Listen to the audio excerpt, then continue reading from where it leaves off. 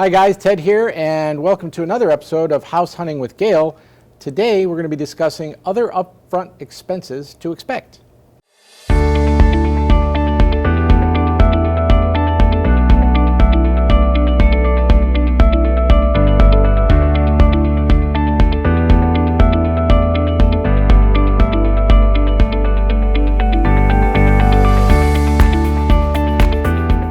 Hi Gail, welcome to your own show again. Thanks, Ted. Today that's a mouthful, other upfront expenses to expect.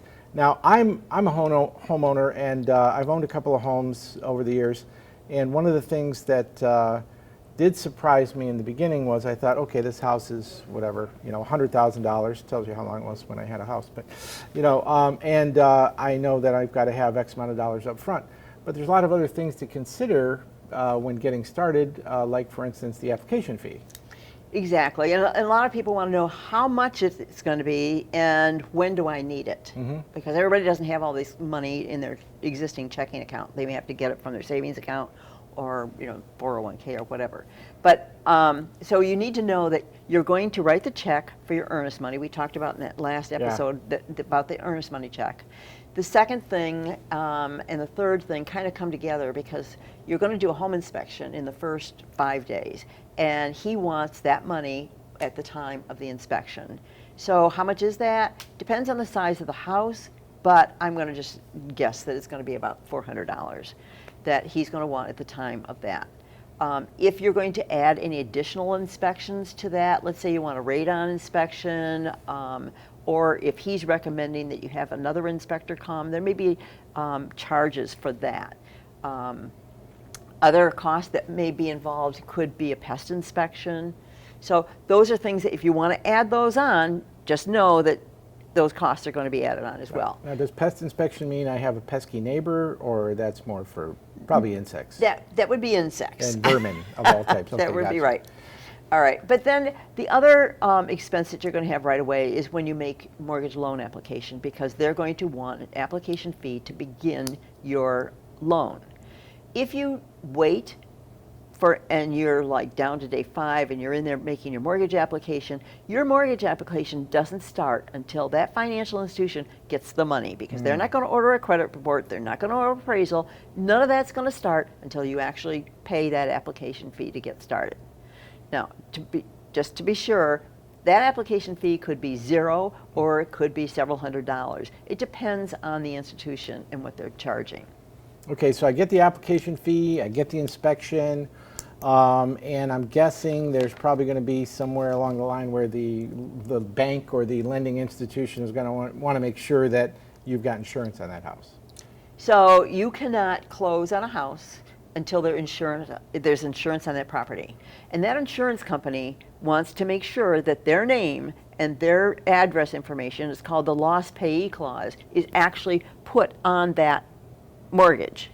So they have to send that to the mortgage company, and that mortgage company isn't going to say it's okay to close to the title company until they have that. Makes sense. They kind of do the same thing when you buy a car, right? They're not going to let you drive it off the lot if Unless it's financed, right? That's right. So you're not getting into that house and getting That's right. financed until you have That's that right. insurance. Okay, great. And what else do we have? So the other thing is the title company has charges, and they are going to give you their estimate of charges, and then they will give you a closer, number when it gets closer to closing. But their charges are going to include like a title insurance, which is not homeowners insurance. Title insurance is on the title. So that insurance is actually split between the seller and the buyer. So half is paid by the seller and half is paid by the buyer.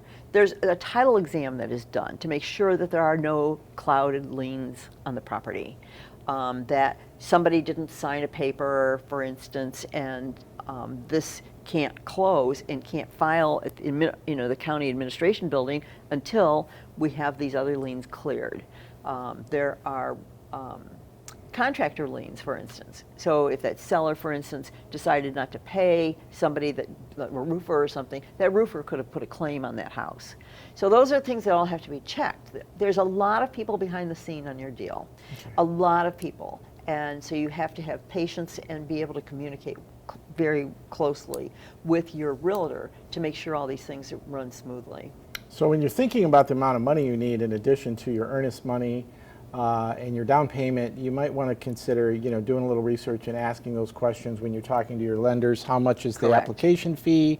Right. Get a feel for how much the insurance, the homeowner's Right. insurance is going to be, and closing costs, right? Right. What those things are Right. going to entail.